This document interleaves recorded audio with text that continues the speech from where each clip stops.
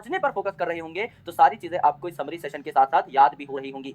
मात्र 4-5-6 शीट्स में हम हर चैप्टर को कंसोलिडेट करने की कोशिश करेंगे, तो आपको बहुत आराम से सारी चीजें बहुत कम टाइम में समझ में आ जाएंगी। और एग्जामिनेशन से पहले अगर आपको पूरी की पूरी बॉटनी रिवाइज करनी है तो भी ये समरी सेशन आपकी हेल्प करेंगे। आप सबसे जरूरी पॉइंट्स हर चैप्टर के मोर देन 90-95% पॉइंट्स सिर्फ इन समरी लेक्चर से रिवाइज कर सकते हैं, वो भी 10-12 घंटे के अंदर अंदर पूरे सिलेबस के। दैट्स वाई ये सेशंस बनाए जा रहे हैं जिससे आप अपना वक्त बचा सकें। तो आराम से बैठ करके समरी सेशन को देखिएगा। स्टार्ट करते हैं हमारे इस चैप्टर की डिस्कशन जिसका नाम है cell the unit of life.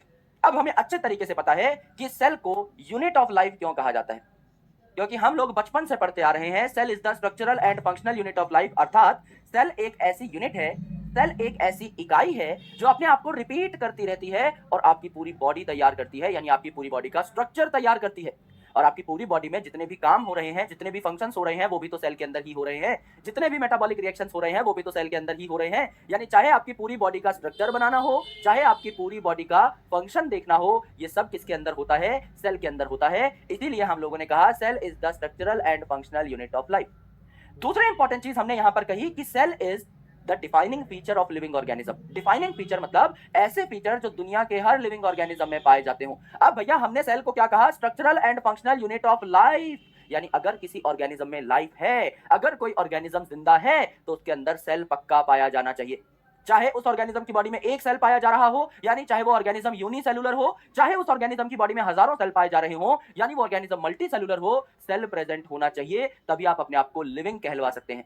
इसीलिए हमने कहा कि ये जो सेल है ये डिफाइनिंग फीचर है लिविंग ऑर्गेनिज्म का। आप किसी को लिविंग तभी कह पाएंगे जब उसके पास कम से कम एक सेल हो।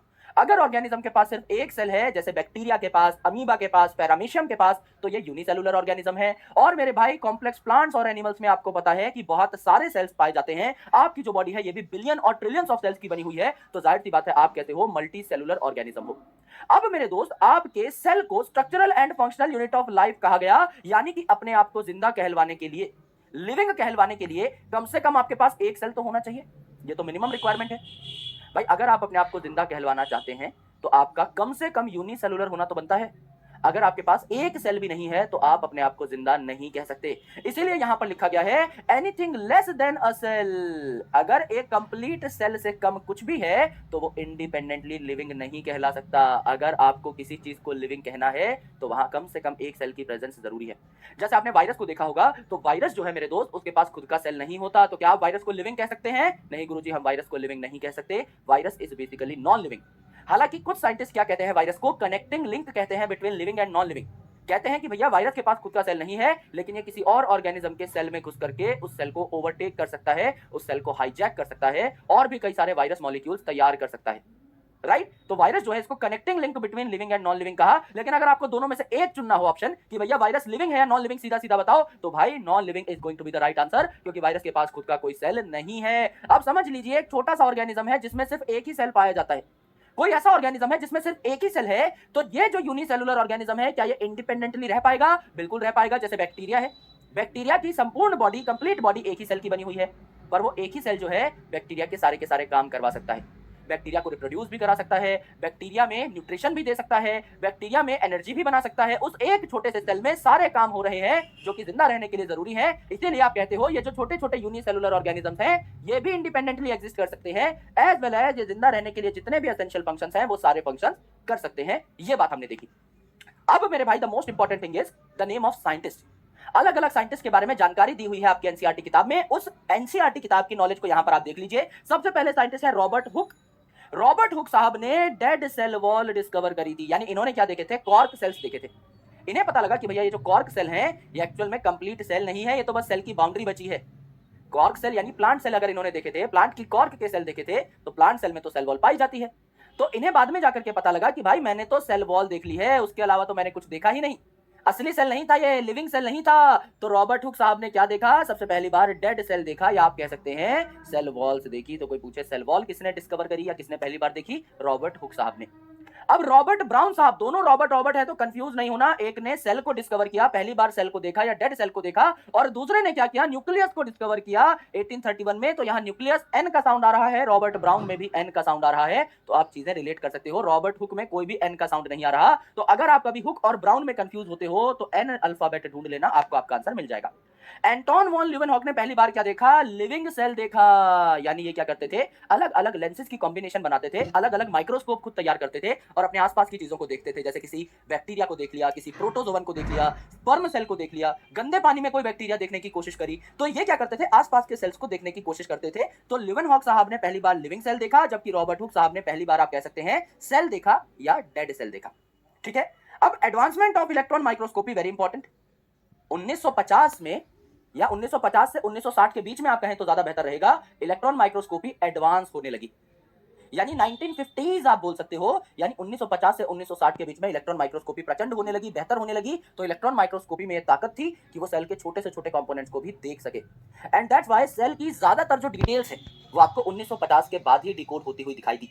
उससे पहले आपको पता लग गया था कि सेल में क्या क्या होता है, छोटी मोटी चीजों के बारे में आपको आइडिया लग गया था, लेकिन उन चीजों का बेटर स्ट्रक्चर आपको कब पता लगा? इलेक्ट्रॉन माइक्रोस्कोपी आने के बाद। चाहे मेरे भाई सेल मेम्ब्रेन का मॉडल हो, सेल मेम्ब्रेन का जो परफेक्ट मॉडल है कब दिया गया? सर सिंगर एंड निकोलसन ने ये मॉडल दिया था 1972 में, यानी 1950 के बाद।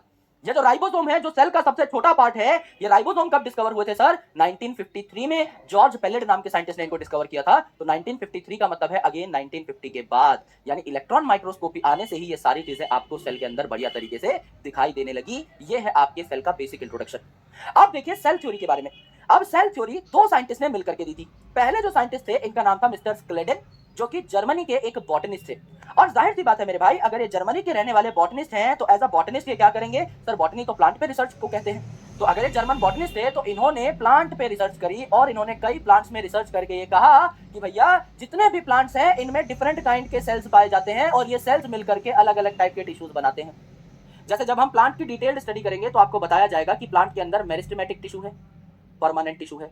मेरिस्टेमेटिक में भी अगर आप देखेंगे तो अलग अलग टाइप के सेल्स आपको देखने को मिलते हैं। सबका साइज जो है थोड़ा डिफरेंट, हल्का फुल्का सा हो सकता है, लेकिन परमानेंट में तो बहुत वैरायटी है मेरे भाई। परमानेंट जो आपके सेल्स हैं वो तो अलग अलग टाइप के हैं भाई। प्लांट में जाइलम भी देखने को मिल रहा है, फ्लोएम भी देखने को मिल रहा है। जाइलम में भी जाइलम फाइबर है, जाइलम पेरेंकाइमा है, ट्रैकीड है, वेसल है। फ्लोएम में भी अगर आप देखो तो फ्लोएम फाइबर है, फ्लोएम पेरेंकाइमा है, आपका सीव ट्यूब है, कंपेनियन सेल है। यानी इतने अलग अलग टाइप के सेल हैं। लीफ का सेल अलग दिखता है, रूट का सेल अलग दिखता है, स्टेम का सेल अलग दिखता है। तो स्क्लेडन साहब ने बस ये कहा भाई मैं जितने भी प्लांट्स को देख रहा हूं उनमें मुझे कई अलग अलग टाइप के सेल्स दिखाई दे रहे हैं और ये अलग अलग टाइप के सेल्स मिलकर के अलग अलग टाइप के टिश्यू बनाते हैं। इन्होंने बस इतनी बात कही थी, राइट। और इन्होंने बात कही थी 1838 में।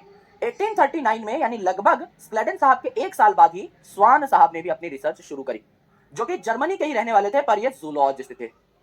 आप जूलॉजिस्ट थे तो सबसे पहले कौन से सेल्स को देखेंगे? सर एनिमल सेल्स को देखेंगे। तो इन्होंने सबसे पहले एनिमल सेल्स को देखना स्टार्ट किया। करेक्ट। एनिमल सेल्स को जब इन्होंने देखा तो इन्होंने पाया कि भैया एनिमल सेल के चारों ओर एक बाउंड्री देखने को मिलती है जिसे हम सेल मेम्ब्रेन कहते हैं। यानी पहली बार इन्होंने सेल मेम्ब्रेन को देखा। तो कोई बोले सेल मेम्ब्रेन डिस्कवर किन्होंने करी? स्वान साहब ने करी। इन्होंने कहा कि एनिमल सेल के ऊपर एक बाउंड्री है जिसे सेल मेम्ब्रेन कहा जा सकता है या प्लाज्मा मेम्ब्रेन कहा जा सकता है। अब इनके दिमाग में जिज्ञासा जगी, इनके दिमाग में थॉट आया कि क्या प्लांट में भी ऐसी कोई बाउंड्री पाई जाती है? तो मैं कुछ प्लांट सेल्स को भी देख लेता हूं। तो इन्होंने प्लांट सेल्स को भी देखा और प्लांट सेल में इन्होंने पाया कि सेल मेम्ब्रेन तो थी ही थी, लेकिन उसके साथ साथ एक ऊपर भी लेयर पाई जा रही है सेल मेम्ब्रेन के, जिसे सेल वॉल कहा गया। यानी एनिमल सेल में सिर्फ सेल मेम्ब्रेन है, जबकि प्लांट सेल में सेल मेम्ब्रेन के साथ साथ सेल वॉल भी है। ये बात हमारे स्वान साहब ने कही। तो अब इन्होंने कुछ एनिमल सेल्स भी देख लिए, कुछ प्लांट सेल्स भी देख लिए। इन्होंने जितने भी एनिमल और प्लांट्स को देखा, उनको देख करके स्वान साहब को यही पता लगा कि जितने भी प्लांट्स और एनिमल्स इन्होंने देखे ये सेल्स या सेल्स के प्रोडक्ट्स के मिलकर बने हुए थे। तो इन्होंने एक हाइपोथेसिस दे दी। हाइपोथेसिस मतलब अभी ये थ्योरी में कन्वर्ट नहीं हुई है। हाइपोथेसिस मतलब इन्होंने अपने विचार रख दिए कि भैया अभी तक मैंने जितने भी प्लांट्स और एनिमल्स देखे हैं उनकी बॉडी सेल्स की मिलकर बनी हुई है और सेल्स ही मेटाबोलाइज कर करके इन एनिमल और प्लांट्स की बॉडी को और बड़ा बना रहे हैं। यानी कि अल्टीमेटली सेल के प्रोडक्ट जो है वही आपके क्या कर रहे हैं? प्लांट और एनिमल की बॉडी तैयार कर रहे हैं। ये स्वान साहब ने कहा। अब स्क्लेडन और स्वान साहब की रिसर्च एक जैसी थी तो इन दोनों ने क्या किया? हाथ मिला लिया, दोनों जुड़ गए। स्क्लेडन और स्वान ने साथ मिलकर के सेल थ्योरी दे डाली और सेल थ्योरी में इन्होंने कहा कि भैया जितने भी लिविंग ऑर्गेनिज्म हमने अभी तक देखे हैं और भी लिविंग ऑर्गेनिज्म को इन्होंने देखा, अलग अलग प्लांट्स को देखा, अलग अलग एनिमल्स को देखा और इन्होंने बताया कि जितने लिविंग ऑर्गेनिज्म हमने देखे वो सेल और सेल के प्रोडक्ट से ही मिलकर के बने हैं। यानी स्वान साहब की हाइपोथेसिस अब थ्योरी में कन्वर्ट हो गई। पर एक्चुअल में ये जो स्क्लेडन और स्वान है ये बात नहीं बता पाए कि नए सेल्स कहां से आ रहे हैं। भाई प्लांट बड़े हो रहे हैं, जब आप एक बीज बोते हो तो जो प्लांट निकलता है, जब बीज अंकुरित होता है तो बहुत छोटा सा होता है, बाद में फिर वो छोटा सा पौधा बन जाता है, बाद में एक बहुत बड़ा पेड़ बन जाता है। यानी प्लांट की बॉडी में सेल तो ऐड हो रहे हैं। जब हम भी पैदा हुए थे तो छोटे से थे, नन्हे से मुन्ने से थे, लेकिन अब हम इतने बड़े हो चुके हैं। यानी अगर हमारी बॉडीज बड़ी हो रही हैं यानी हमारी बॉडीज में सेल का नंबर बढ़ रहा है, लेकिन कैसे? ये स्क्लेडन और स्वान साहब ने नहीं बताया। इसीलिए मेरे दोस्त एक और साइंटिस्ट आए, रूडोल्फ विर्को, और 1855 में यानी 1855 में इन्होंने एक बात कही, ओमनिस सेलुला ई सेलुला। सेलुला इज सेलुला यानी सेल से ही सेल आता है, यानी नए सेल बनाने के लिए पुराने सेल्स को डिवाइड करना पड़ेगा, सेल डिवीजन करना पड़ेगा। तो ये बात भी सेल थ्योरी में ऐड हो गई कि all cells arise from pre existing cells, और ये दोनों बातें मिलकर के बन गई आपकी फाइनल सेल थ्योरी। यानी स्क्लेडन और स्वान ने कहा कि दुनिया के जितने भी लिविंग ऑर्गेनिजम्स हैं इनकी बॉडीज सेल और सेल के प्रोडक्ट से मिलकर बनी है, जबकि विर्को साहब ने इस सेल थ्योरी को फाइनल शेप दे दी, इस सेल थ्योरी को मॉडिफाई कर दिया, और इन्होंने कहा कि जितने भी सेल्स हैं जो प्लांट और एनिमल की बॉडी में नए नए बन रहे हैं ये प्री एग्जिस्टिंग सेल्स के डिवीजन से ही बनते हैं, यानी ओमनिस सेलुला ई सेलुला। ये बात आपके विर्को साहब ने कह डाली है कि एक सेल में क्या क्या चीजें पाई जा सकती हैं। तो अगर आपको प्लांट पे रिसर्च करनी है तो एक टिपिकल प्लांट सेल जो आपको बहुत आसानी से मिल सकता है अपने आसपास, वो है अनियन का पील सेल। प्याज की जो पील है उससे सेल निकाल सकते हो, माइक्रोस्कोप में उसे देख सकते हो, और प्लांट सेल है तो जाहिर सी बात है इसमें सेल वॉल देखने को मिलेगी सेल मेम्ब्रेन के ऊपर। लेकिन अगर आप टिपिकल एनिमल सेल की बात करो या ह्यूमन सेल की बात करो तो आपका चीक सेल, गाल का सेल आपको बहुत आसानी से मिल जाता है, जिसको आप माइक्रोस्कोप के अंदर देख सकते हो। तो ह्यूमन चीक सेल जो है ये आपका टिपिकल एनिमल सेल कहलाता है, और यहां सिर्फ सेल मेम्ब्रेन जो है ये एज अ डीलिमिटिंग बाउंड्री देखने को मिलती है, यानी मेन जो बाउंड्री है वो सेल मेम्ब्रेन है, इसी ने सेल को लिमिट किया हुआ है, इसलिए डीलिमिटिंग बाउंड्री से कहा गया। कोई सेल वॉल एनिमल सेल में नहीं पाई जाती, प्लांट सेल में पाई जाती है। तो कोई बोले कि प्लांट सेल में डीलिमिटिंग बाउंड्री क्या है, फाइनल बाउंड्री कौन सी है, सेल वॉल। जबकि अगर एनिमल सेल की बात करी जाए तो सेल मेम्ब्रेन जो है ये डीलिमिटिंग बाउंड्री आपकी हो जाती है। अब ये एक नॉर्मल सेल देख लो भैया, इसको हमने कोई लेबल नहीं किया है कि ये सेल कौन सा है, प्लांट है, एनिमल है, क्या है क्या नहीं है, we have not labelled anything. ये एक जनरल सेल है। अगर ये एक जनरल सेल है इसमें हमने क्या बना दी है भैया, दो बाउंड्री बना दी है, यानी यहाँ पर सेल वॉल है, इसके अंदर सेल मेम्ब्रेन है, ठीक है, एकदम सही है गुरुजी। यहाँ पर जो भी सेल है इसके अंदर न्यूक्लियस पाया जाता है, तो ये गोल मटोल न्यूक्लियस आपको देखने को मिल रहा है, जिसे हम क्या कहते हैं, ब्रेन ऑफ द सेल। तो ये आपका क्या है, न्यूक्लियस है। एक डेंस मेम्ब्रेन बाउंड स्ट्रक्चर है, न्यूक्लियस पे दो मेम्ब्रेन्स पाई जाती है जिन्हें दो न्यूक्लियर एनवेलप भी कहा जाता है। तो ये डेंस स्ट्रक्चर है आपका, गाढ़ा सा स्ट्रक्चर है जो कि सेल में दिखाई देता है, और यूकैरियोटिक सेल्स में पाया जाता है, क्योंकि यू का मतलब होता है टू और कैरियन का मतलब होता है न्यूक्लियस, यानी सिर्फ यूकैरियोटिक ऑर्गेनिजम्स में ये वेल डिफाइंड न्यूक्लियस आपको देखने को मिलेगा। प्रोकैरियोटिक ऑर्गेनिजम्स में जैसे कि बैक्टीरिया में आपको ये न्यूक्लियर मेम्ब्रेन देखने को नहीं मिलती। ये जो डीएनए है ये सेल में खुला खुला पड़ा होता है, नंगा पुंगा पड़ा होता है, इसके ऊपर कोई भी आपको मेम्ब्रेन, न्यूक्लियर मेम्ब्रेन देखने को नहीं मिलती।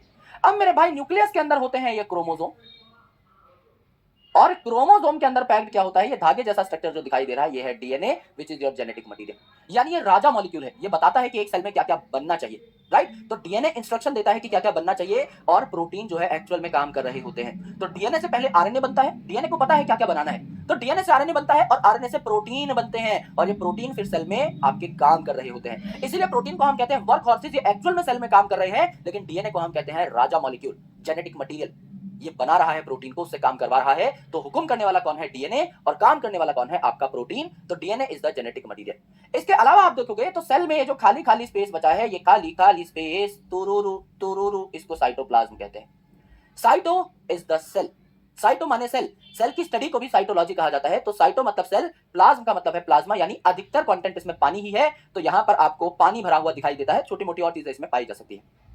तो ये जो साइटोप्लाज्म है ये सेमी फ्लूइड है, पानी होता तो फ्लूइड होता, सेमी फ्लूइड इसीलिए है क्योंकि इसमें छोटी मोटी, जैसा मैंने बताया, और चीजें भी मिक्स्ड है, और चीजें भी यहाँ पर पाई जा रही है। तो ये प्रॉपर फ्लूइड ना होकर सेमी फ्लूइड होता है।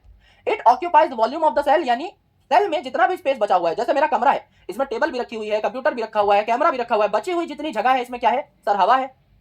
आप कह लो कि ये खाली है, या आप कह दो इसमें हवा है, एक ही बात है।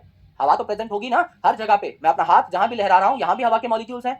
सिमिलरली एक सेल में जितना भी स्पेस आपको खाली दिखाई दे रहा है, काला काला, इसमें क्या है, पानी भरा हुआ है।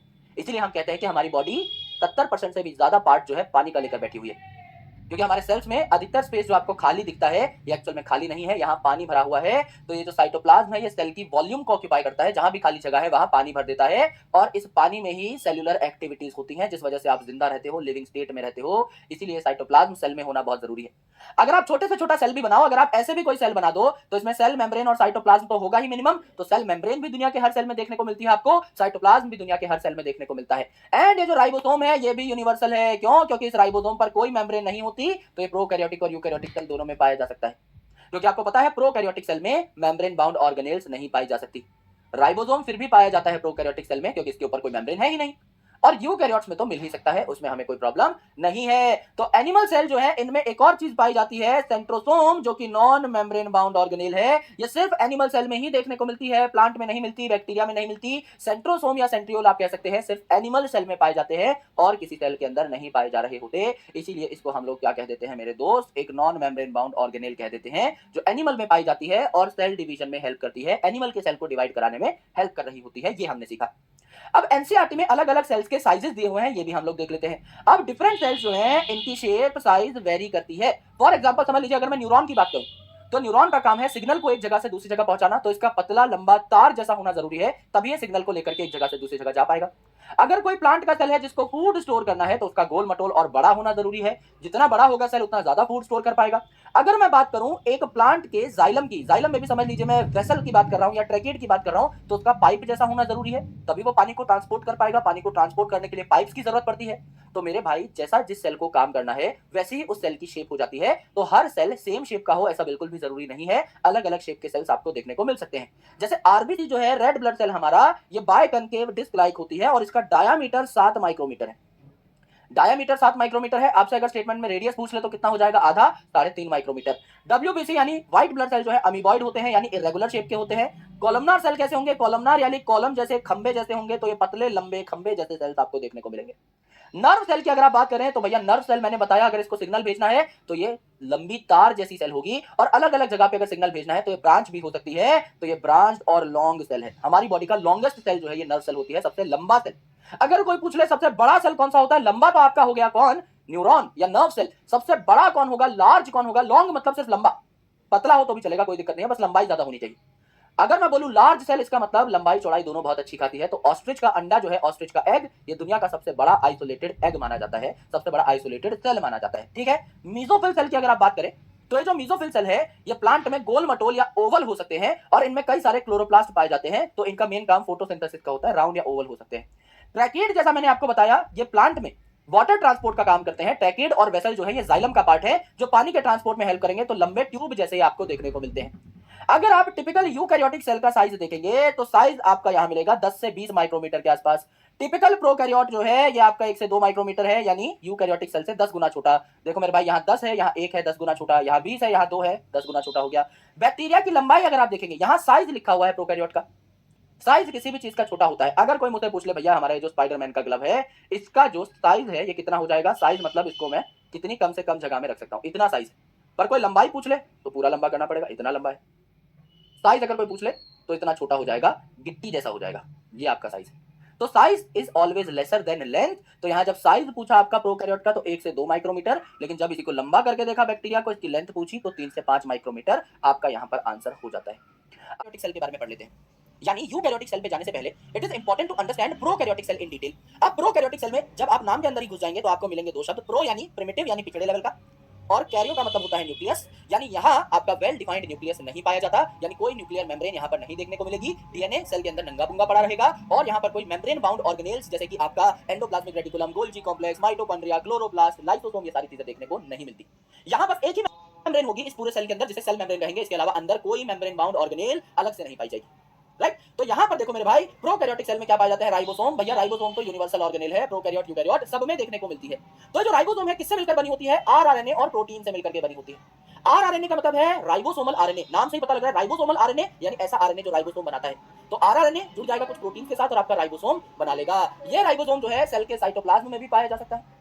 और मेरे दोस्त अगर आप यूकैरियोटिक सेल की बात करें, क्योंकि प्रोकैरियोटिक सेल में तो एंडोप्लाज्मिक रेटिकुलम और माइटोकॉन्ड्रिया, क्लोरोप्लास्ट नहीं है, अगर आप यूकैरियोटिक सेल की बात करें तो यहाँ एंडोप्लाज्मिक रेटिकुलम के साथ या आपका माइटोकॉन्ड्रिया के अंदर, क्लोरोप्लास्ट के अंदर आपको क्या देखने को मिलता है, राइबोसोम देखने को मिलता है। तो आपसे नीट में एक सवाल पहले भी पूछा जा चुका है कि ऑर्गेनेल विद इन ऑर्गेनेल का एग्जांपल बताइए, यानी ऐसी ऑर्गेनेल जो किसी ऑर्गेनेल के अंदर भी पाई जा सकती है, तो आंसर हो जाएगा राइबोसोम, क्योंकि वो माइटोकॉन्ड्रिया और क्लोरोप्लास्ट के अंदर भी पाई जा सकती है। और एंडोप्लाज्मिक रेटिकुलम के साथ भी ये छोटे छोटे राइबोसोम जुड़े हो सकते हैं और रफ अपीयरेंस देते हैं ये एंडोप्लाज्मिक रेटिकुलम को, इसे रफ एंडोप्लाज्मिक रेटिकुलम भी कहा जाता है। राइट, तो प्रोकैरियोट में आपका ना एंडोप्लाज्मिक रेटिकुलम है, ना आपका माइटोकॉन्ड्रिया है, ना क्लोरोप्लास्ट है, तो ले देकर जो मेन सेल मेम्ब्रेन है, इसी मेम्ब्रेन पे आपका ये जो राइबोसोम है ये जुड़ जाता है। इस राइबोसोम को हम प्यार से पैलेट पार्टिकल भी कहते हैं, क्योंकि जॉर्ज पैलेट साहब ने इस राइबोसोम को डिस्कवर किया था 1953 में। इसे प्रोटीन फैक्ट्री भी कहा क्योंकि प्रोटीन बनाने के काम आता है। और प्रोकैरियोटिक सेल में इसका जो साइज है ये 15 से 20 नैनोमीटर का है, इतना छोटा हो गया।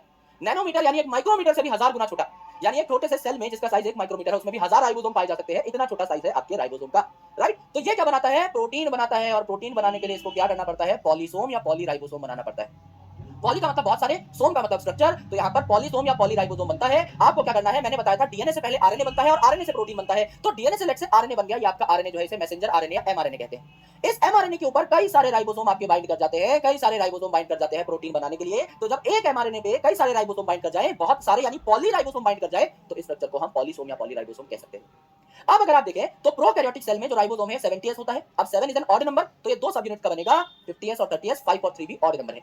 और यूकैरियोट्स में जो राइबोसोम है ये 80s होते हैं, है ना। अब 8 इज एन इवन नंबर, तो ये बनेगा दो सब यूनिट का 60 और 40, 6 and 4 are also even number. तो यूकैरियोट में 80s राइबोसोम पाए जाते हैं, प्रोकैरियोट में 70s राइबोसोम पाए जाते हैं। और यूकैरियोट्स में जो माइटोकॉन्ड्रिया और क्लोरोप्लास्ट के अंदर राइबोसोम पाए जाएंगे ये भी कैसे होंगे, 70s होंगे, ये भी आपको पहले से पता है। अब मेरे दोस्त आपको लग रहा होगा कि सर 50 प्लस 30 तो 80 होना चाहिए, 70 कैसे हुआ, 60 प्लस 40 तो 100 होना चाहिए, 80 कैसे हुआ।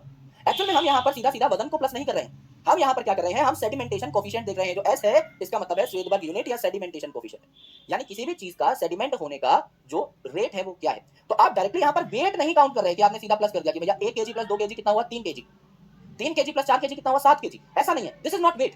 अगर वेट आप काउंट कर रहे होते तो सीधा जो दो नंबर होते उनको प्लस कर दो भाई, 30 प्लस 50 कितना हो जाता भैया, 80 हो जाता, कोई दिक्कत उसमें थी नहीं।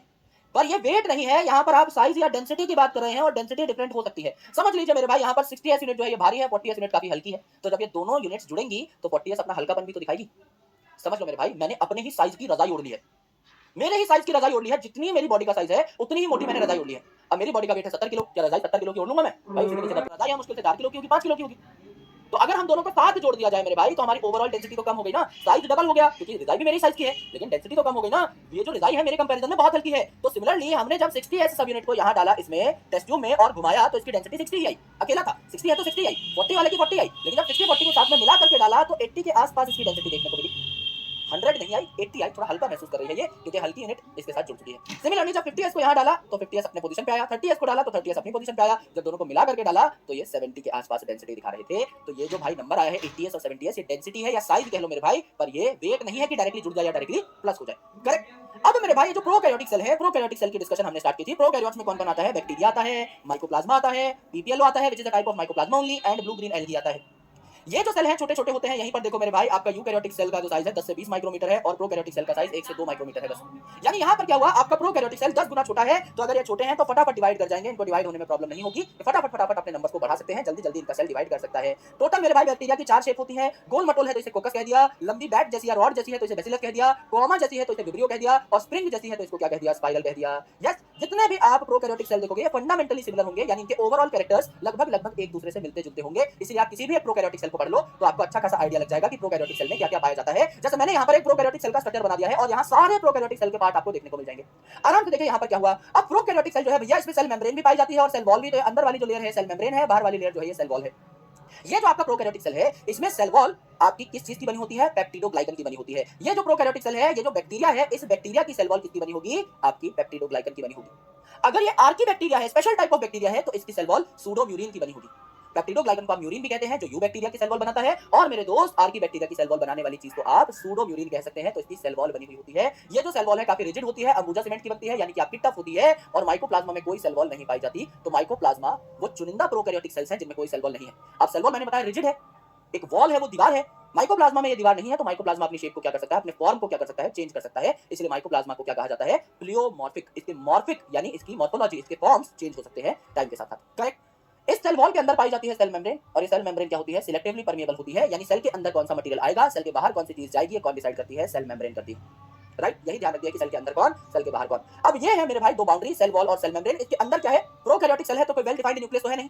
तो ये जो आपका मेन डीएनए है, डबल स्ट्रैंडेड सर्कुलर गोल मटोल जो डीएनए है, जिसमें आपको दो स्ट्रैंड दिखाई दे रहे हैं, ये नंगा पुंगा पड़ा रहता है सेल के अंदर, तो इसे हम न्यूक्लियोइड कहते हैं, या इसे हम बैक्टीरिया का मेन क्रोमोसोम कहते हैं, या सिंगल क्रोमोसोम कहते हैं, या इसको हम जीनोफोर कहते हैं। तो इसे मेन डीएनए कह दिया, सिंगल क्रोमोसोम कह दिया, या जीनोफोर कह दिया, या इंसिपिएंट न्यूक्लियस कह दिया, ये सारी चीजें सेम है। ये मेन डीएनए है बैक्टीरिया का, और इस मेन डीएनए के साथ लगे हुए हैं कौन, पॉलीअमीन प्रोटीन्स। क्योंकि डीएनए नेगेटिव होता है, पॉलीअमीन प्रोटीन्स पॉजिटिव होते हैं, तो दोनों की जुगलबंदी हो जाती है। डीएनए थोड़ा सा आपका और बढ़िया तरीके से एक जगह पर अटका रहता है इन प्रोटीन्स की मदद से। अब ये मेन डीएनए है, लेकिन इसके अलावा भी छोटे छोटे डीएनए के टुकड़े आपके बैक्टीरिया के अंदर पाए जा सकते हैं। ये जो छोटी छोटी डबल स्ट्रैंडेड सर्कुलर रिंग्स आपको दिखाई दे रही हैं डीएनए की, ये जो डबल स्ट्रैंडेड सर्कुलर डीएनए दिखाई दे रहा है, इसे हम क्या कहते हैं, प्लाज्मिड कहते हैं।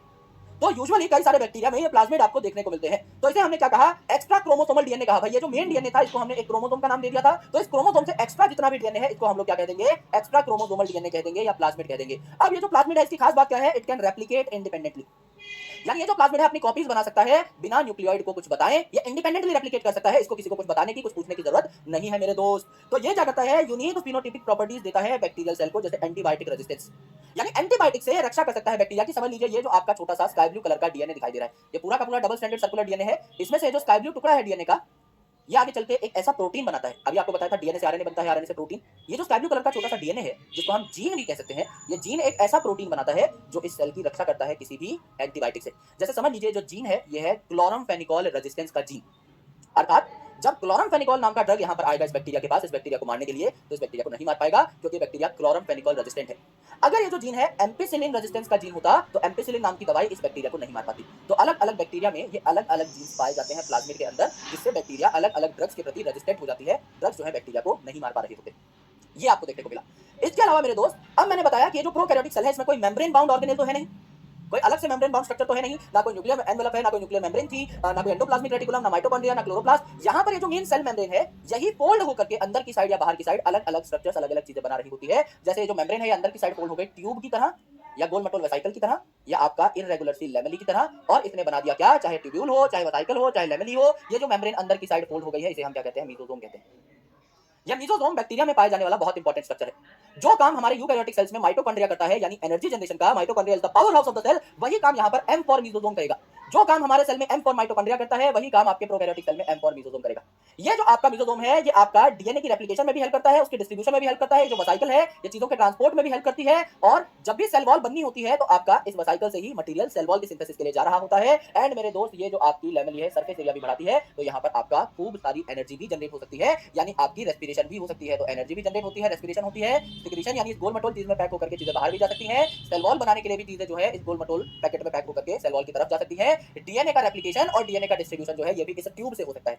ये दो ट्यूब जो है आपकी यहाँ डीएनए के दो स्ट्रैंड पे अटैच हो जाएंगी, तो डीएनए के दो स्ट्रैंड सेपरेट हो जाएंगे और उनकी रेप्लिकेशन बढ़िया तरीके से हो पाएगी। तो डीएनए के रेप्लिकेशन और डिस्ट्रीब्यूशन में ट्यूब जैसी स्ट्रक्चर हेल्प करती है। तो मीसोसोम के 5 काम है: डीएनए का रेप्लिकेशन, डीएनए का डिस्ट्रीब्यूशन, सेल वॉल फॉर्मेशन, कोई चीज अगर सेल के बाहर भेजनी है, सिक्रीशन, या फिर उसके बाद 5वां काम आपका हो जाता है रेस्पिरेशन यानी एनर्जी बनाना। अब ये सेल मेम्ब्रेन अंदर की साइड फोल्ड हो जाती है काफी सारे आपके बैक्टीरिया में, और इसमें पाए जाते हैं क्या, पिगमेंट पाए जाते हैं, रंग बिरंगे पिगमेंट पाए जाने लग जाते हैं। तो मेरे भाई रंग बिरंगा यानी क्रोमा यहाँ पर पाया जाने लग जाता है। क्रोमा का मतलब होता है कलर। तो रंग बिरंगे पिगमेंट अगर यहाँ पर देखने को मिल रहे हैं, तो इसे क्रोमेटोफोर कहा जाता है। फोर का मतलब डंडी जैसा स्ट्रक्चर, तो ये लंबी डंडी जैसा स्ट्रक्चर है जिसपे पिगमेंट यानी क्रोमा पाए जा रहे हैं। जैसे कि ब्लू ग्रीन एल्गी के अंदर आपके जो पिगमेंट है वो इस क्रोमेटोफोर पे पाए जाएंगे। इसके अलावा इस सेल में अगर आप देखें तो आपकी कुछ बॉडीज भी पाई जाएंगी जिन्हें इंक्लूजन बॉडीज कहा जाता है। प्रोकैरियोटिक सेल है तो मेम्ब्रेन बाउंड स्ट्रक्चर है नहीं, तो ये इंक्लूजन बॉडी है, इसके ऊपर भी कोई मेम्ब्रेन देखने को नहीं मिलेगी। ये बस स्टोरेज में काम आती है, अलग अलग चीजें स्टोर करती है। जैसे फॉस्फेट ग्रेन्यूल फॉस्फेट स्टोर करेगा, ग्लाइकोजन ग्रेन्यूल ग्लाइकोजन स्टोर करेगा, और साइनोफाइसिन ग्रेन्यूल पिगमेंट को स्टोर करेगा। साइनोफाइसिन ग्रेन्यूल, सयान का मतलब ही होता है मेरे भाई ब्लू। जैसे जब हम ब्लू ग्रीन एल्गी का नाम लिखते हैं तो उसे हम साइनोबैक्टीरिया भी कहते हैं। साइनो का मतलब होता है ब्लू, इसलिए ब्लू ग्रीन एल्गी कहा गया। यस, तो सयान मतलब ब्लू। तो पिगमेंट भी यहाँ पर आपके हल्के फुल्के स्टोर हो सकते हैं। क्रोमेटोफोर पे भी पिगमेंट पाए जा सकते हैं, इंक्लूजन बॉडी के फॉर्मेट में भी स्टोर हो सकते हैं। एक और खास इंक्लूजन बॉडी है जिसे गैस वैक्यूल कहा जाता है, यानी वो कुछ नहीं है, एक गैस का बुलबुला है जो कि बैक्टीरिया को तैरने में हेल्प करता है, बायोंसी देने में हेल्प करता है, जो कि आपका ब्लू ग्रीन बैक्टीरिया यानी ब्लू ग्रीन एल्गी और पर्पल ग्रीन बैक्टीरिया में पाया जाता है। वो भी बहुत इंपॉर्टेंट है। अब भैया अंदर जब मेम्ब्रेन फोल्ड हुई तो उसने मीसोसोम बना लिया, उसने क्या बना लिया, आपका क्रोमेटोफोर बना लिया। लेकिन जब बाहर की साइड मेम्ब्रेन आपकी फोल्ड हो जाए तो ये क्या बना सकती है, अलग अलग सरफेस स्ट्रक्चर्स बना सकती है। जैसे आपका फ्लैजेला बना सकती है।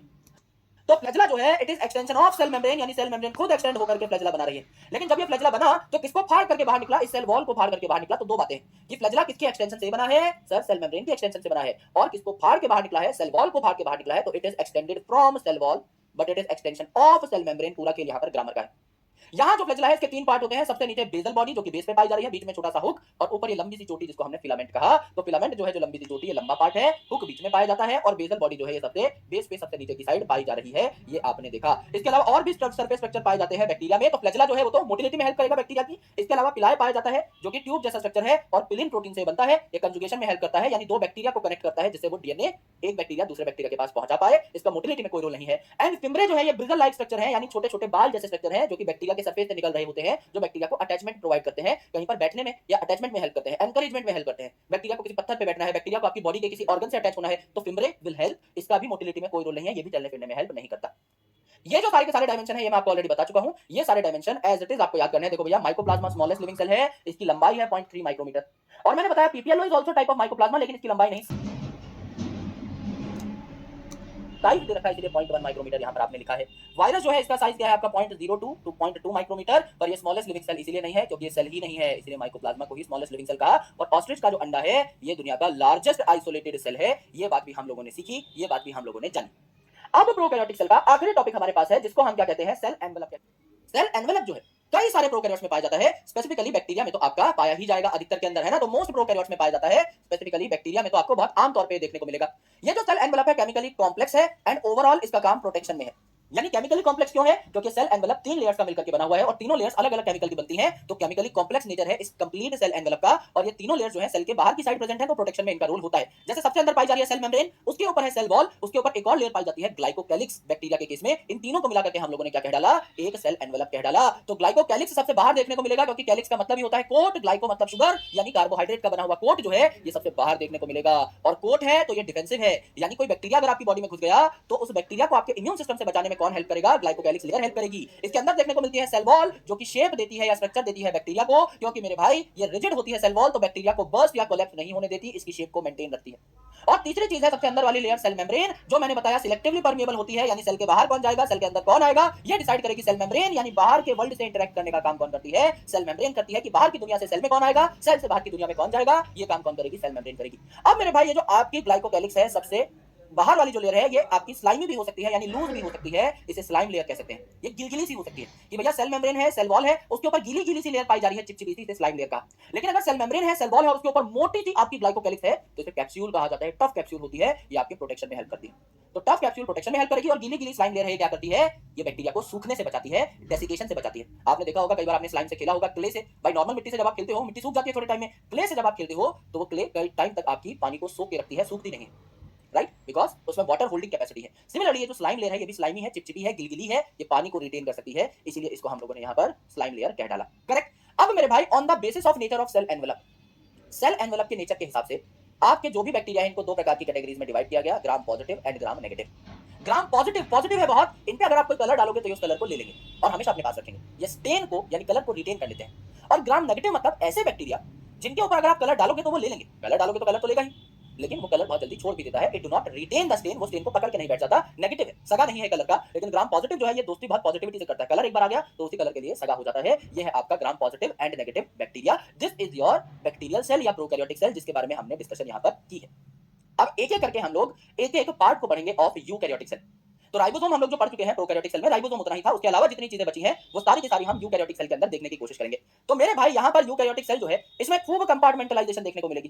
क्यों गुरुजी? भाई कई सारे कंपार्टमेंट तो बने ही होंगे, क्योंकि यूकैरियोटिक सेल जो है इसमें मेम्ब्रेन बाउंड ऑर्गेनेल्स पाई जाती हैं, यानी हर ऑर्गेनेल के पास खुद की मेम्ब्रेन है, यानी खुद की बाउंड्री है। तो हर मेम्ब्रेन का आप कह लीजिए अलग से एक ऑफिस बना हुआ है हर ऑर्गेनेल का, मेम्ब्रेन की वजह से। एंडोप्लाज्मिक रेटिकुलम ने खुद की एक बाउंड्री बना रखी है, ये आपका एक कंपार्टमेंट हो गया। गोल्जी कॉम्प्लेक्स ने खुद की बाउंड्री बना रखी है, एक कंपार्टमेंट हो गया। माइटोकॉन्ड्रिया ने खुद की बाउंड्री बना रखी है, एक कंपार्टमेंट हो गया। तो कंपार्टमेंटलाइजेशन खूब देखने को मिलेगी, और यहाँ कॉम्प्लेक्स लोकोमोटरी और साइटोस्केलेटल एलिमेंट पाए जाते हैं।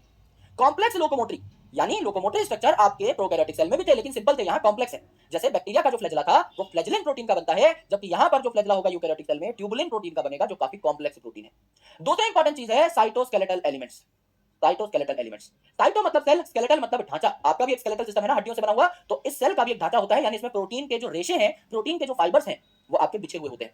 जैसे आपकी घर की जो छत है उसको बनाने से पहले सरियों का एक जाल बिछाया गया था, जिससे आपकी छत में स्ट्रेंथ रहे। इसी प्रकार से मेरे दोस्त सेल में भी, यूकैरियोटिक सेल में भी आपका प्रोटीन का जाल बिछाया जाता है, कॉम्प्लेक्स प्रोटीन का जाल बिछाया जाता है। तो ये क्या है? आपका साइटोस्केलेटल नेटवर्क है फिलामेंटस प्रोटीन्स का, जो कि सेल को शेप सपोर्ट प्रोवाइड करता है और मोटिलिटी भी। मोटिलिटी कैसे सर? शेप और सपोर्ट तो पता लग गया, जैसे कि हमारा जो स्केलेटल सिस्टम है हमारी बॉडी को एक शेप दे रहा है, हमें सपोर्ट प्रोवाइड कर रहा है, ये तो पता लग गया सर, स्केलेटल का काम ही है शेप और सपोर्ट देना। मोटिलिटी कैसे? क्योंकि भैया तीन प्रकार के साइटोस्केलेटल एलिमेंट होते हैं, माइक्रोट्यूब्यूल, इंटरमीडिएट फिलामेंट और माइक्रोफिलामेंट। माइक्रोफिलामेंट या एक्टिन फिलामेंट का डायमीटर सबसे कम है, इंटरमीडिएट फिलामेंट इंटरमीडिएट लेवल पे यानी बीच में पाया जाएगा, और माइक्रोट्यूब्यूल का डायमीटर सबसे ज्यादा है। माइक्रोट्यूब्यूल है इसका नाम, माइक्रोट्यूब्यूल। तो मेरे भाई माइक्रोट्यूब्यूल से ही बनता है ट्यूबुलिन प्रोटीन, और ये लोकोमोटरी है, यानी सेल को चलने फिरने में हेल्प करेगा, यानी मोटिलिटी में हेल्प करेगा। तो मोटिलिटी वाला पॉइंट कहां से आया पता लगा कि भैया जो सिलिया फ्लैजेला है वो माइक्रोट्यूब्यूल के यानी ट्यूबुलिन प्रोटीन के बनते हैं, तो मोटिलिटी में भी हेल्प कर सकता है, और आपका शेप और सपोर्ट तो देगा ही देगा, ये भी आपने देखा। अब इस यूकैरियोटिक सेल की सबसे पहले बाउंड्रीज से हम लोग पढ़ाई स्टार्ट करते हैं, और फिर सेल के अंदर घुस जाएंगे। तो जो बाउंड्रीज है भैया वो दो ही है आपकी, cell membrane, cell wall. Plant cell की अगर आप बात करें तो सेल वॉल भी देखने को मिलेगी, एनिमल सेल की अगर आप बात करें तो सिर्फ सेल मेम्ब्रेन आपको यहाँ पर देखने को मिलेगी। तो जो सेल मेम्ब्रेन है मेरे भाई, इसकी स्टडीज करने के लिए हम आरबीसी यानी रेड ब्लड सेल को चूज करते हैं। क्यों? क्योंकि आरबीसी के पास कोई एडिशनल सेल ऑर्गेनेल्स नहीं है, अंदर एक ही मेम्ब्रेन है लेते के, जो कि है सेल मेम्ब्रेन। तो पढ़ाई अच्छे से हो जाती है, कोई अदर मेम्ब्रेन आकर के वहां पे कंटेमिनेशन नहीं कर रही, आपकी पढ़ाई को डिस्टर्ब नहीं कर रही। मेनली जो है दुनिया की हर सेल मेम्ब्रेन ये लिपिड और प्रोटीन की बनती है, दुनिया की हर सेल मेम्ब्रेन, चाहे बैक्टीरिया की हो, चाहे प्लांट की हो, चाहे एनिमल की। इसीलिए जो मेम्ब्रेन है ये आराम से टूट करके कहीं और जा सकती है, किसी और सेल से जुड़ सकती है, किसी और सेल की मेम्ब्रेन टूट करके किसी और सेल पे सामान लेकर के आ सकती है। इसीलिए जो सामान भेजने का, आदान प्रदान का काम था, ये सेल मेम्ब्रेन का था, गोल मटोल वेसाइकल का था। एक जगह की मेम्ब्रेन टूट करके किसी और जगह जाकर के जुड़ सकती है, फ्यूज हो सकती है, क्योंकि दुनिया की सारी मेम्ब्रेन से लिपिड और प्रोटीन की बनी हुई है। हाँ, इन लिपिड और प्रोटीन का रेशियो जो है वो डिफरेंट हो सकता है। जैसे अगर आप अपनी आरबीसी की ही बात करें तो यहाँ प्रोटीन ज्यादा है, 52% प्रोटीन है, 40% लिपिड है, बचा हुआ 8% कंटेंट जो है वो कार्बोहाइड्रेट है या कोलेस्ट्रॉल है। इसके अलावा अगर आप देखें तो कुछ और मेम्ब्रेन्स होते हैं जहां लिपिड ज्यादा होता है, जैसे माइलिन शीट की अगर आप बात करें, अपने न्यूरॉन के ऊपर जो शीट पाई जाती है माइलिन शीट, उसकी मेम्ब्रेन की अगर आप बात करें तो वहां 80% तक लिपिड पाया जा सकता है, प्रोटीन काफी कम है। तो ये रेशियो वेरी कर सकता है, पर हाँ भैया बनेगी हर मेम्ब्रेन लिपिड और प्रोटीन की, ये बात आपकी एकदम सही है, एकदम सटीक है। तो अगर आप लिपिड की बात करें तो मेजर लिपिड कौन सा पाया जाता है आपका मेम्ब्रेन में? फॉस्फोलिपिड पाया जाता है, यानी ऐसा लिपिड जिसमें फॉस्फेट देखने को मिले। तो यहां पर आपको ये लिपिड देखने को मिला। इस लिपिड के दो पार्ट होते हैं, एक आपका हेड और ये आपकी टेल। तो ये जो हेड है इसे हम पोलर हेड कहते हैं। क्यों? ये पोलर है, यानी पानी में डिसॉल्व हो सकता है, पानी के साथ आपका इंटरेक्ट कर सकता है। ये हाइड्रोफिलिक है, पानी से दोस्ती कर सकता है। क्यों? क्योंकि यहाँ पर आपका फॉस्फेट ग्रुप पाया जा रहा है। अब फॉस्फेट ग्रुप जो है ये भी चार्ज है, नेगेटिवली चार्ज, PO4 3 नेगेटिव, और वाटर जो है इस पे भी partial positive partial negative charge होता है। ऑक्सीजन ज्यादा इलेक्ट्रोनेगेटिव है तो हाइड्रोजन से इलेक्ट्रॉन खींच सकता है, नेगेटिव हो जाएगा, हाइड्रोजन पॉजिटिव हो जाएंगे। तो ये जो है दोनों के दोनों चार्ज है, वाटर भी और फॉस्फेट भी, तो आपस में इंटरेक्ट कर सकते हैं। यहां अगर आप देखो ये जो आपकी टेल है ये हाइड्रोकार्बन की बनी है, यानी सिर्फ हाइड्रोजन और कार्बन की। तो मेरे भाई हाइड्रोकार्बन की टेल बनी है, तो हाइड्रोजन और कार्बन में बहुत ज्यादा इलेक्ट्रोनेगेटिविटी डिफरेंस नहीं है, तो इलेक्ट्रॉन्स को खींचातानी नहीं करेंगे, कोई पॉजिटिव नेगेटिव चार्ज डेवलप नहीं होगा। तो ये कैसी होती है? नॉन पोलर होती है, इसीलिए पानी से दूर बच के भागती है, क्योंकि पानी पोलर है, ये नॉन पोलर है, इसीलिए हाइड्रोफोबिक है, पानी से दूर भागती है। यूजुअली सैचुरेटेड हाइड्रोकार्बन की बनती है, यानी इनमें डबल बॉन्ड्स यूजुअली नहीं होते, हो भी सकते हैं। तो एनसीईआरटी में सैचुरेटेड दिया हुआ है, वैसे अनसैचुरेटेड हाइड्रोकार्बन भी यहाँ पर पाए जा सकते हैं। ठीक है मेरे भाई। अब देखो मेरे दोस्त, यहाँ पर प्रोटीन भी दो प्रकार के होते हैं based on the ease of extraction, यानी इन प्रोटीन्स को आप कितनी आसानी से निकाल सकते हो एक मेम्ब्रेन से। तो मेम्ब्रेन में कुछ प्रोटीन्स ऐसे होते हैं जो कि अंदर गड़े हुए होते हैं, इन्हें इंट्रिंसिक या इंटीग्रल प्रोटीन्स कहते हैं। या तो ये पूरे गड़े हुए होंगे, लिपिड दो लेयर्स में पाई जाती है, तो ये एक लिपिड की लेयर है, ये दूसरी लिपिड की लेयर है, इनमें कोई प्रोटीन गड़ा हुआ है तो इसको एक्सट्रैक्ट करना बहुत मुश्किल है। अगर ये आधा भी गड़ा हुआ है तो भी इसको एक्सट्रैक्ट करना बहुत मुश्किल है। लेकिन अगर ये प्रोटीन सिर्फ सरफेस पे पड़ा है मेम्ब्रेन की, तो आसानी से एक्सट्रैक्ट हो जाएगा, फूंक मारते ही गिर जाएगा। तो इंट्रिंसिक प्रोटीन जो है ये पार्शियली यानी आधे गड़े हुए हो सकते हैं या टोटली भी गड़े हुए हो सकते हैं लिपिड में, और एक्सट्रिंसिक जो है या पेरिफेरल जो प्रोटीन है ये आपके बाहर पड़े हुए होते हैं, तो इनको निकालना काफी आसान होता है। जैसा मैंने बताया प्रोटीन और लिपिड का रेशियो वेरिएबल होता है। आरबीसी में 52:40 देखने को मिलता है प्रोटीन और लिपिड का रेशियो। 1972 में दो साइंटिस्ट थे, सिंगर एंड निकोलसन, इन्होंने मेम्ब्रेन का सबसे ज्यादा एक्सेप्टेड मॉडल दिया कि मेम्ब्रेन में लिपिड और प्रोटीन कैसे पाए जाते हैं। इन्होंने फ्लूइड मोज़ेक मॉडल की बात हमारे सामने रखी। फ्लूइड मोज़ेक मॉडल में फ्लूइड का मतलब है लिपिड, लिपिड जो है मेम्ब्रेन को फ्लूइड नेचर प्रोवाइड करता है, यानी मेम्ब्रेन जो है वो फ्लेक्सिबल होती है, ग्रो भी कर सकती है ना, सेल डिवाइड भी कर सकता है बहुत आसानी से, सेल से कोई चीज पैक होकर के बाहर भी जा सकती है, सेल में कोई चीज अंदर भी आ सकती है, सेल जो है किसी दूसरे सेल के साथ जंक्शन भी बना सकता है, राइट, यानी सेल बड़ा भी हो सकता है क्योंकि फ्लेक्सिबल है, सेल छोटा भी हो सकता है यानी डिवाइड भी कर सकता है। सिक्रेशन यानी कोई चीज पैक होकर के सेल से बाहर फेंक दी। एंडोसाइटोसिस यानी अंदर आ गई, एंडो मतलब अंदर, साइटो मतलब सेल, सेल के अंदर आ गई, और सेलुलर जंक्शन भी आपके यहाँ पर बन गए। सेल जो थे ऐसे थे, बाद में इन्होंने कुछ प्रोजेक्शंस बनाई और एक दूसरे से जुड़ गए क्योंकि ये फ्लेक्सिबल है मेम्ब्रेन। और अगर मोज़ेक की बात करें तो ये होता है प्रोटीन के कारण। जैसे हलवे में आप किशमिश फेंक देते हो कहीं पर भी रैंडमली, ऐसा कहा जाता है कि जो फ्लूइड की लिपिड है इसमें आपके प्रोटीन कहीं कहीं बीच में गड़े हुए होते हैं, इसे हम फ्लूइड मोज़ेक मॉडल कहते हैं। एक्चुअल शक्ल देखो मेरे भाई कैसी दिखती है एक मेम्ब्रेन की। ये आपकी लिपिड की एक लेयर है, ये आपकी लिपिड की दूसरी लेयर है, इसे लिपिड बाइलेयर हम लोगों ने कह दिया। भाई ये आपकी पूरी की पूरी मेम्ब्रेन है, सेल के अंदर भी पानी बाहर भी पानी, तो पानी से इंटरेक्ट कौन करता है? Polar head. और मेरे भाई ये जो टेल है ये एक दूसरे की तरफ मुंह करके बैठी रहेंगी, पानी की साइड नहीं जा सकती। मैं आपको मॉडल भी दिखा देता हूं मेरे दोस्त, ये हमने बनाया था। देखो ये हमारी सेल मेम्ब्रेन है, ये अगर हमारी सेल मेम्ब्रेन है तो इसमें अंदर की साइड ये लाल कलर की दिखाई दे रही है, ये भी एक लिपिड की लेयर है, और बाहर की साइड भी एक लिपिड की लेयर है, ये लिपिड बाइलेयर है ना। ये दो लाल कलर की आपको पूरी की पूरी लेयर्स दिखाई दे रही है। तो लाल लाल कलर की चीजें जो कि बाहर के पानी की साइड है और अंदर के पानी की साइड है, ये है पोलर हेड, और बीच में ये जो गत्ता दिखाई दे रहा है यहाँ पे आपकी क्या पाई जाएगी? नॉन पोलर टेल पाई जाएगी। एक दूसरे की तरफ मुंह करके बैठी होंगी क्योंकि इन्हें पानी से डर लगता है, they are hydrophobic in nature, तो इसलिए पोलर हेड आपके बाहर की साइड, पोलर हेड आपके बाहर की साइड, टेल आपकी अंदर की साइड, एक दूसरे की तरफ मुंह करके बैठी है। ये आपके लिपिड की दो लेयर है, इसे लिपिड बाइलेयर कहा।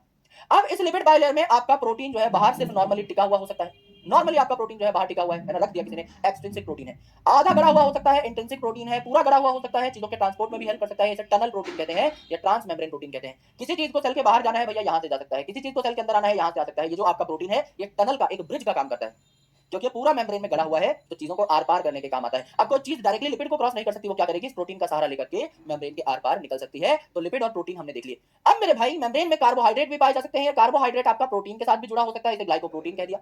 और ये जो आपका कार्बोहाइड्रेट है ये लिपिड के साथ भी जुड़ा हो सकता है, इसे हमने क्या कह दिया? ग्लाइकोलिपिड कह दिया। ये जो आपकी लेबलिंग है ये आप यहाँ पर कर लीजिएगा, दिस इज बेसिकली ग्लाइकोलिपिड, और ये जो है आपका हम यहाँ पर मिटा देते हैं, ये आपका क्या है? एक्सट्रिंसिक प्रोटीन है जो हमने यहाँ पर बना रखा है बाहर की साइड। इसके अलावा अगर आप देखें मेरे दोस्त, इसके अलावा अगर आप देखें तो इस मेम्ब्रेन में बीच बीच में छोटे छोटे जो दाने से प्रेजेंट है क्या है? कोलेस्ट्रॉल है। जैसे जब आपके घर में कोई कुर्सी है और वो कुर्सी थोड़ी डिसबैलेंस होने लगती है तो आप क्या करते हैं? कागज की एक गिट्टी बना करके उस कुर्सी का जो छोटा पैर है उसके नीचे डाल देते हैं, तो कुर्सी बैलेंस हो जाती है। सिमिलरली यहाँ पर इस मेम्ब्रेन को भी स्टेबलाइज करने के लिए जहां जहां बीच में थोड़ी जगह है वहां क्या करते हैं? कोलेस्ट्रॉल की गिट्टी डाल देते हैं। ठीक है, ये हमें देखने को मिला। अब मेरे भाई ये जो लिपिड है थोड़ी बहुत साइड में आजू बाजू भी सरक सकती है, यानी लेटरल मूवमेंट दिखा सकती है, साइड में आ सकती है। ये जो प्रोटीन है ये भी थोड़ा बहुत लिपिड के चलते थोड़ा आजू बाजू हो सकता है, यानी लेटरल मूवमेंट दिखा सकता है। तो लेटरल मूवमेंट कौन दिखाता है? साइड में कौन मूवमेंट दिखाता है? लिपिड और प्रोटीन दोनों दिखा सकते हैं। बट लिपिड जो है बहुत ओकेजनल केस में, 1000 में से एक केस में यहां से यहां जा सकता है, बहुत रेयर केस में, वेरी रेयर, इसे फ्लिप फ्लॉप मूवमेंट कहते हैं, एक लेयर से दूसरे लेयर में जाना। प्रोटीन ये फ्लिप फ्लॉप कभी नहीं दिखा सकता, उसके बस की बात ही नहीं। ठीक है, तो protein doesn't show flip flop movement. अब कोई न्यूट्रल मॉलिक्यूल है जैसे कि आपका पानी, वो सीधा सीधा आपका इस मेम्ब्रेन को क्रॉस कर सकता है, क्योंकि पानी के दो रूप हैं, न्यूट्रल भी है, न्यूट्रल की परिभाषा यही है कि पानी जैसा, और पोलर भी है। तो मेरे दोस्त पानी जो है या कोई और न्यूट्रल मॉलिक्यूल है वो सीधा सीधा मेम्ब्रेन को क्रॉस कर सकता है, लिपिड को क्रॉस कर सकता है। लेकिन अगर आप पोलर मॉलिक्यूल्स की बात करेंगे, है ना, कोई नॉन पोलर मॉलिक्यूल है तो भी सीधा सीधा आपका कहां निकल जाएगा, इस लिपिड से बाहर निकल जाएगा।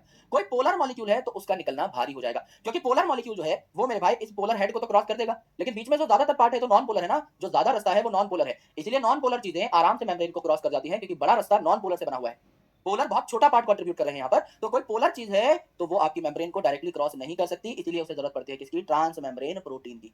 इस ट्रांस मेम्ब्रेन प्रोटीन से ये पास हो सकते हैं। तो मेरे दोस्त आपकी दो प्रकार की यहाँ पर ट्रांसपोर्ट होती है, एक ऐसा ट्रांसपोर्ट जिसमें पैसा लगता है, एक ऐसा ट्रांसपोर्ट जिसमें पैसा या एनर्जी नहीं लगता। तो आपका डिफ्यूजन जो है ये एक ऐसा प्रकार का ट्रांसपोर्ट है जहां कोई एनर्जी खर्च नहीं हो रही होती है। डिफ्यूजन का मतलब ये हाई कंसंट्रेशन से लोअर कंसंट्रेशन, प्रकृति खुद ही ये काम करा देती है, नेचर खुद ही ये काम करा देती है। तो सिंपल डिफ्यूजन कैसा हुआ, आपका पैसे हुआ, फैसिलिटेटेड डिफ्यूजन भी आपका कैसा हुआ, पैसे हुआ, इसमें कोई एनर्जी खर्च नहीं होती। सिंपल डिफ्यूजन में सीधा चीजें मेम्ब्रेन के आर पार निकल गई, फैसिलिटेटेड डिफ्यूजन में एक फैसिलिटी की जरूरत पड़ी, एक प्रोटीन की जरूरत पड़ी जो चीजों को आर पार कर दे, पर चीजें high concentration to low concentration ही जाएंगी। यहां क्या हुआ, एक्टिव ट्रांसपोर्ट में ए फॉर एक्टिव ट्रांसपोर्ट में ए फॉर एटीपी यूज होती है, तो ये जो प्रोटीन है इसे हम पंप कहते हैं, पंप शब्द इस्तेमाल होते हैं, आप समझ जाएगा एक्टिव ट्रांसपोर्ट हो रहा है। यहां पर क्या हुआ, चीजें लो कंसंट्रेशन से हायर कंसंट्रेशन में जाती हैं। अब चीजों को आना चाहिए यहां से यहां, आप उल्टी दिशा में भेज रहे हो तो आपको जोर लगाना पड़ रहा है, एनर्जी लगानी पड़ रही है, तो आप पंप का इस्तेमाल यानी यहां पर आप एटीपी का इस्तेमाल और इस प्रोटीन का इस्तेमाल कर रहे हैं। ये आपने देखा, ये आपने सीखा। The next thing in cell is cell wall, यानी सेल मेम्ब्रेन के बाहर प्लांट सेल में, फंगस में आपका क्या पाया जाता है, सेल वॉल पाया जाता है, उसके बारे में डिस्कशन कर लेते हैं। तो अंबुजा सीमेंट की बनी हुई नॉन लिविंग लेयर है, रिजिड लेयर है, जो कि आपके सेल को शेप प्रोवाइड करती है। सबसे बाहर वाली लेयर है तो प्रोटेक्शन प्रोवाइड करती है, cell to cell interaction provide करती है। भाई जब दो सेल मिलेंगे तो उनकी सबसे आउटर मोस्ट लेयर ही तो सबसे पहले एक दूसरे के पास आएंगी, इंटरेक्ट करेंगी, तो cell to cell interaction provide करती है। एंड बैरियर टू मैक्रोमोलिक्यूल्स, वैसे तो सेल में कौन आएगा कौन नहीं आएगा सेल मेम्ब्रेन डिसाइड करती है, पर कोई बहुत बड़ा ही मैक्रोमोलिक्यूल हो तो उसको तो आपकी क्या है, मेम्ब्रेन ही रोक लेगी। अब ये सेल मेम्ब्रेन है, इसमें से अगर मैं इतनी बड़ी चीज पास कराने की कोशिश करूं तो नहीं जाएगी, तो मैक्रोमोलिक्यूल को तो सेल वॉल ही अपने पास रोक लेगी, सेल मेम्ब्रेन तक बात पहुंचेगी ही नहीं। एल्गी जो है it is a simple plant, इसकी सेल वॉल किस चीज की बनती है, दुनिया के हर प्लांट की सेल वॉल सेल्यूलोज की तो बनेगी ही बनेगी, तो सेल्यूलोज तो लिख दो, इसके अलावा गैलेक्टन्स मेनन्स यानी गैलेक्टोज और मेनोज नाम की शुगर एंड कैल्शियम कार्बोनेट भी यहाँ देखने को मिलेगा। हायर प्लांट की अगर आप बात करें तो यहाँ सेल्यूलोज के साथ साथ हेमी सेल्यूलोज, पेक्टिन और प्रोटीन भी आपको देखने को मिलते हैं सेल वॉल बनाते हुए। मैंने आपको बैक्टीरिया में बता दिया कि यू बैक्टीरिया जो है उसकी सेल वॉल किसकी बनेगी, आपकी पेप्टिडोग्लाइकन की, जिसे म्यूरिन भी कहा गया। आर्की बैक्टीरिया की सेल वॉल बनेगी सूडोम्यूरिन की, और फंगस की सेल वॉल किसकी बनती है, काइटिन की बनती है। अब यहाँ पर नई नवेली जो सेल वॉल बनती है एक प्लांट के ऊपर, ये कच्ची सेल वॉल होती है, इसे प्राइमरी सेल वॉल कहते हैं, और ये ग्रो कर सकती है। अब प्लांट में एक नया नया सेल बना है तो इसको थोड़ा बड़ा भी होना है साइज में, तो नई जो सेल वॉल आती है थोड़ी कच्ची सी आती है कि हाँ भाई एक बार तुम ग्रो कर लो, तुम जब ग्रो करोगे तो तुम्हारे अंदर प्राइमरी सेल वॉल बाहर वाली टूट जाएगी, उसके अंदर एक सेकेंडरी सेल वॉल आ जाती है। तो जब सेल मैच्योर होता है तो सेकेंडरी सेल वॉल जो है अंदर आ जाती है प्राइमरी सेल वॉल के, और ये पक्की सेल वॉल होती है। अब सेल फर्दर ग्रो नहीं कर सकता, अपनी शेप को चेंज नहीं कर सकता। मिडल लेमेला क्या होता है मेरे भाई, मिडल का मतलब बीच में, लेमेला मानी लेयर, यानी जब दो प्लांट सेल्स आपस में कनेक्ट होना चाहते हैं तो उनको चिपकाने का काम कौन करती है, मिडल लेमेला। भाई ये एक प्लांट सेल है, इस पे सेल मेम्ब्रेन सेल वॉल, ये दूसरा प्लांट सेल है, इस पे सेल मेम्ब्रेन सेल वॉल। जब दोनों प्लांट सेल साथ साथ आएंगे तो इनके बीच में एक फेविकॉल लग जाएगा, जिसे हम मिडल लेमेला कहते हैं। ये जो फेविकॉल है कैल्शियम पेक्टेट की बनती है, जो कि दो नेबरिंग प्लांट सेल्स को कनेक्ट करती है, और इनके बीच से गुजर रहा होगा प्लाज्मोडेस्मेटा। प्लाज्मोडेस्मेटा क्या करता है, दो प्लांट सेल के साइटोप्लाज्म को कनेक्ट कर देता है। ये एक प्लांट सेल, ये एक प्लांट सेल, इनके बीच में एक पतली सी ट्यूब बन जाती है, जिससे दोनों प्लांट सेल्स का साइटोप्लाज्म आपस में कनेक्ट हो जाता है, राइट।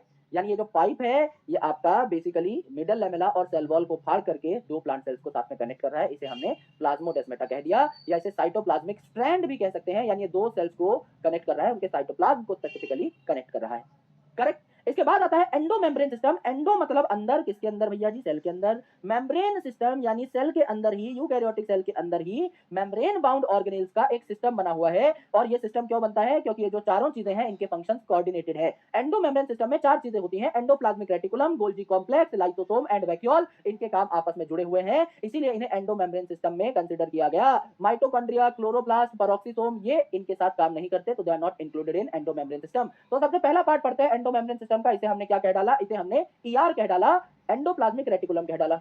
अब ये जो एंडोप्लाज्मिक रेटिकुलम है ये नेटवर्क है स्कैटर्ड ट्यूब का, ये आपकी छोटी छोटी ट्यूब है जो आपस में कनेक्टेड है, तो एक पूरा का पूरा नेटवर्क यहाँ पर बन गया।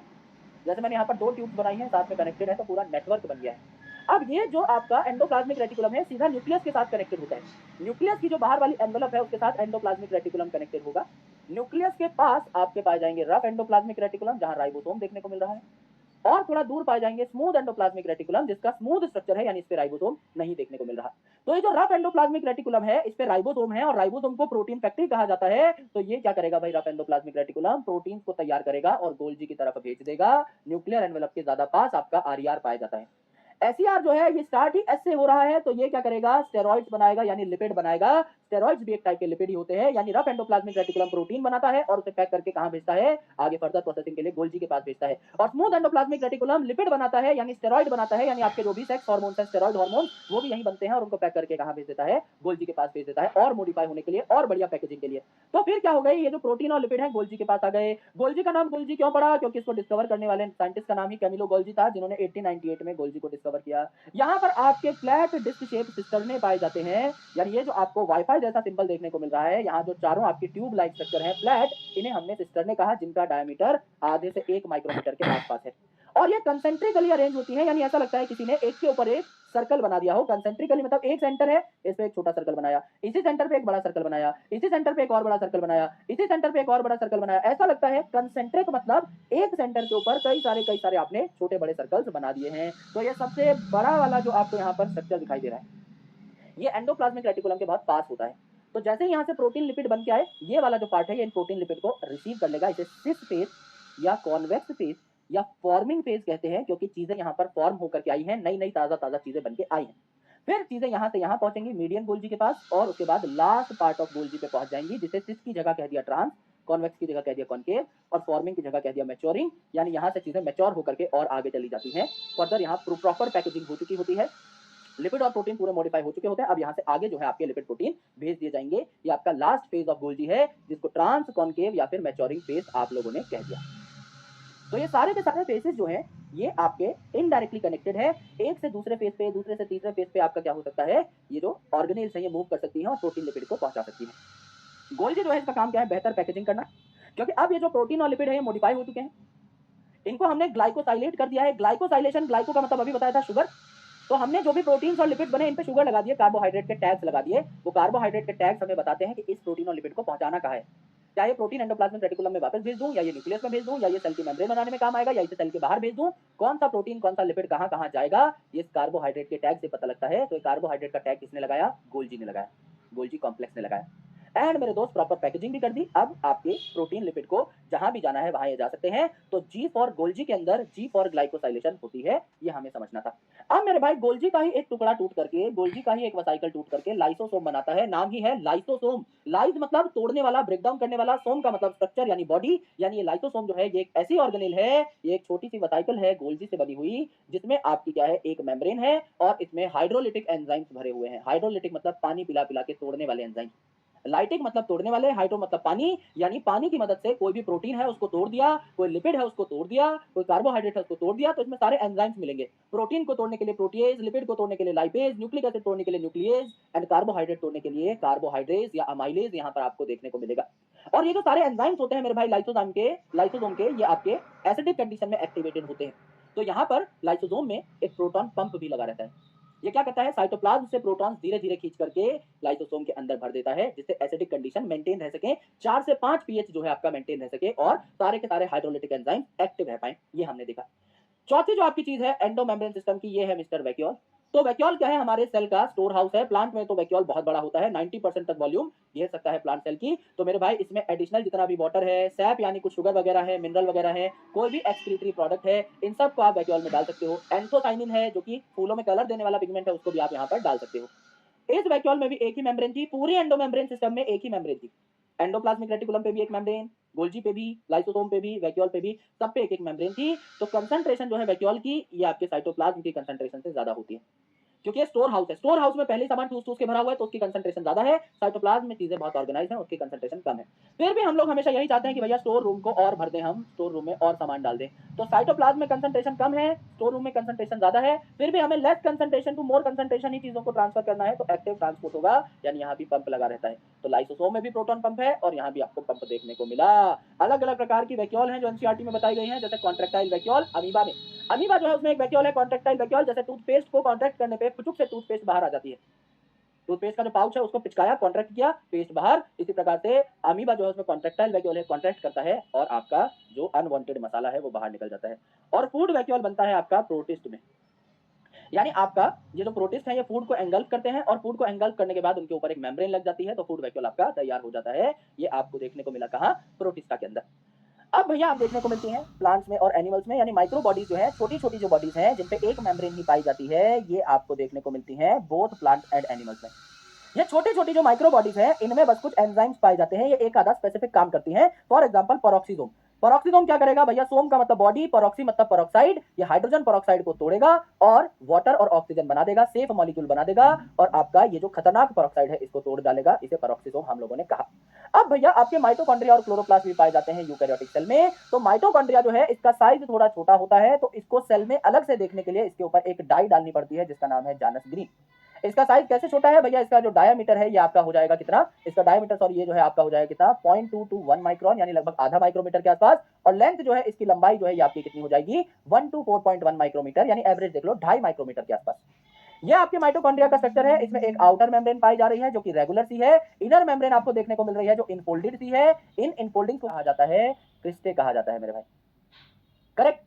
और मेरे भाई इन दोनों मेम्ब्रेन्स के बीच का जो स्पेस है इसे इंटर मेम्ब्रेनस स्पेस कह दिया हमने। तो this is outer membrane of mitochondria, this is inner membrane of mitochondria, जहां इनफोल्डिंग है क्रिस्टा और इनके बीच में है क्या, इंटर मेम्ब्रेनस स्पेस।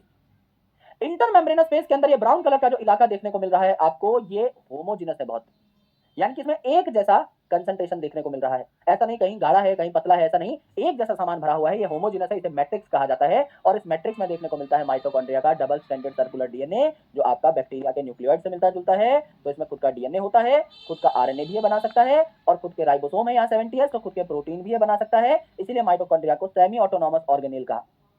सेमी मतलब हाफ, ऑटोनॉमस मतलब इंडिपेंडेंट, यानी अपने आधे प्रोटीन्स खुद बना सकता है। बचे हुए आधे प्रोटीन्स इसको कौन बना के देगा, न्यूक्लियस से कमांड मिलेगी तब इसको आधे प्रोटीन्स मिलेंगे, ठीक है।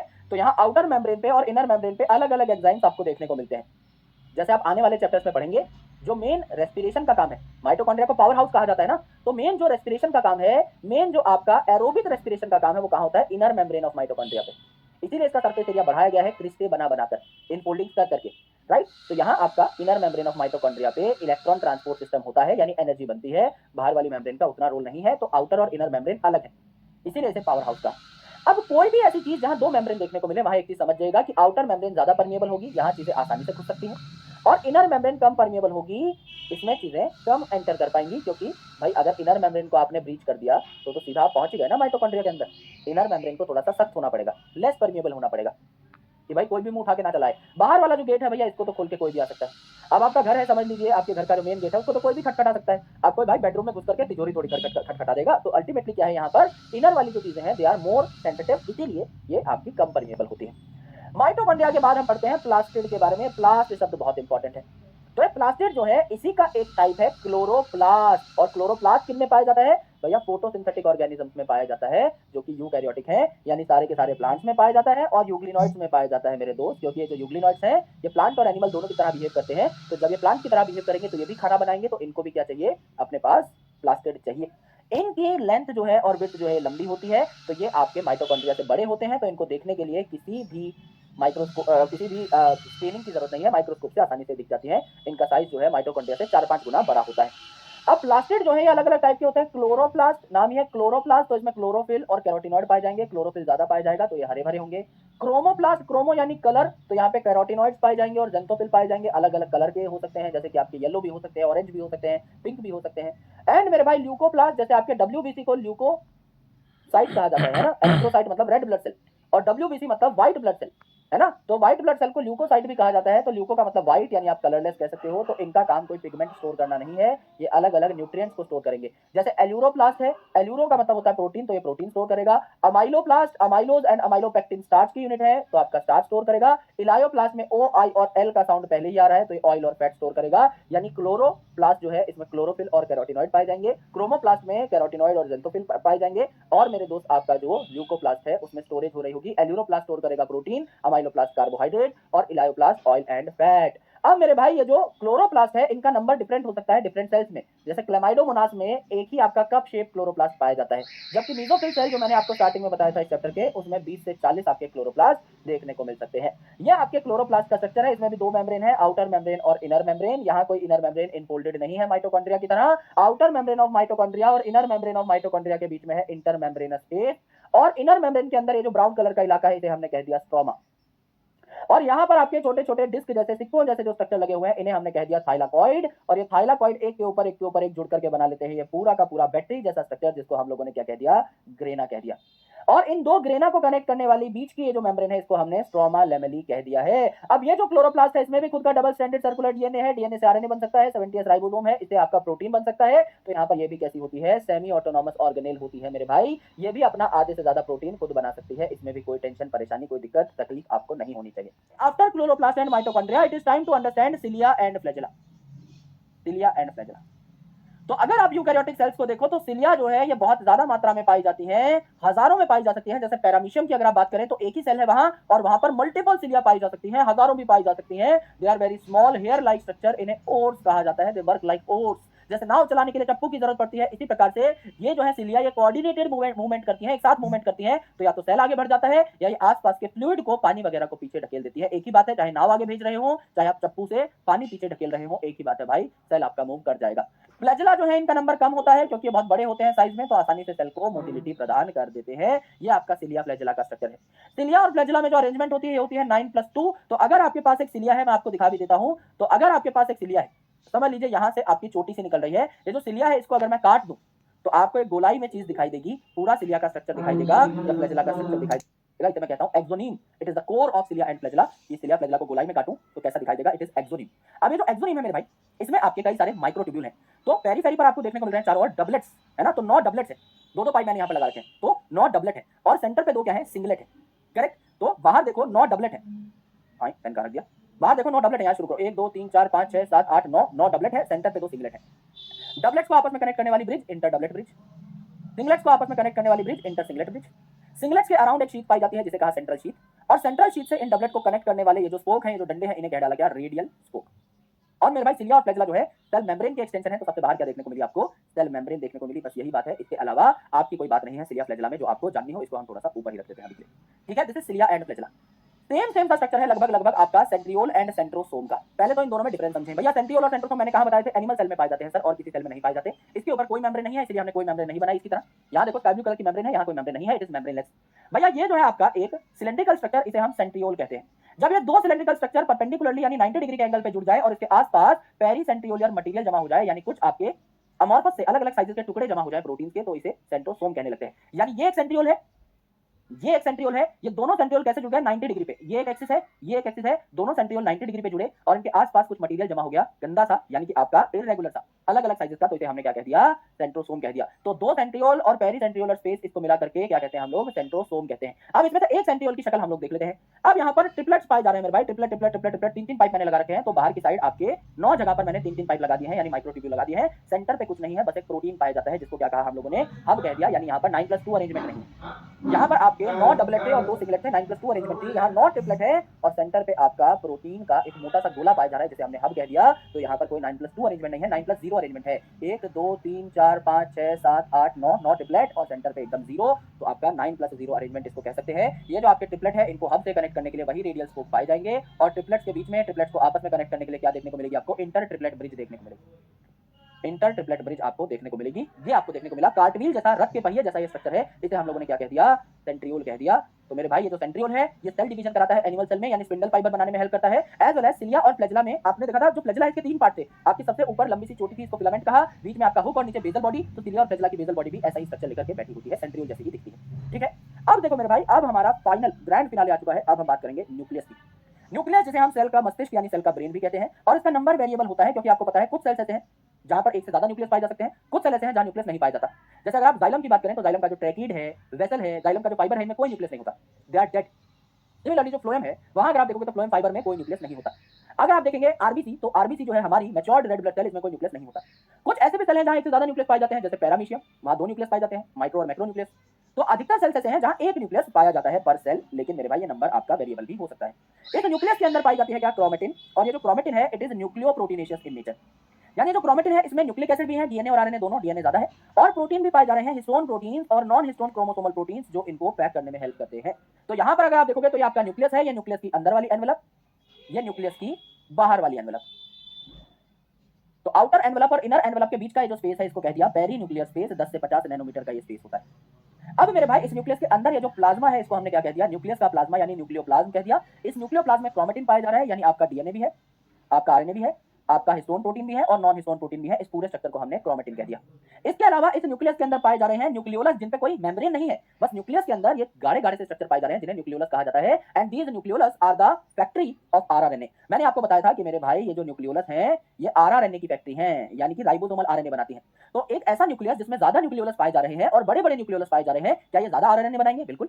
ज्यादा राइबोसोमल आरएनए बनेंगे तो क्या ज्यादा राइबोसोम भी बनेंगे? बिल्कुल। ज्यादा राइबोसोम बन रहे हैं इसका मतलब सेल को ज्यादा प्रोटीन भी बनाने होंगे? बिल्कुल। यानी ऐसे सेल जिन्हें ज्यादा प्रोटीन बनाने की जरूरत पड़ती है वहां ज्यादा बड़े और ज्यादा मात्रा में न्यूक्लियोलस पाए जाते हैं न्यूक्लियस के अंदर, वरना यूजुअली एक न्यूक्लियोलस छोटा सा जो है वो आपको देखने को मिलता है अगर खूब सारे प्रोटीन आपको नहीं बनाने तो। अब ये जो आउटर और इनर एनवेलप है न्यूक्लियस का, आउटर और इनर एनवेलप है न्यूक्लियस का, ये एक दूसरे से जब फ्यूज कर जाते हैं तो बीच में छोटे छोटे छेद बन जाते हैं, इन्हें हमने क्या कह दिया, न्यूक्लियर पोर्स कह दिया, न्यूक्लियस के छेद कह दिया। अब ये जो न्यूक्लियर पोर है यहाँ से सामान जो है न्यूक्लियस से साइटोप्लाज्म में भी जा सकता है, साइटोप्लाज्म से न्यूक्लियस में भी जा सकता है। फॉर एग्जांपल ये डीएनए है, यहाँ पर डीएनए न्यूक्लियस में ही पाया जाता है। ये डीएनए जब आरएनए में कन्वर्ट होगा तो इस आरएनए को प्रोटीन बनाने के लिए हमें बाहर भेजना पड़ेगा, क्योंकि राइबोसोम तो बाहर है, प्रोटीन की फैक्ट्री तो बाहर है। तो क्या होगा मेरे दोस्त, आरएनए बाहर जाएगा प्रोटीन बनाने के लिए। तो आरएनए बाहर कैसे जाएगा, इस गेट से, न्यूक्लियर पोर से।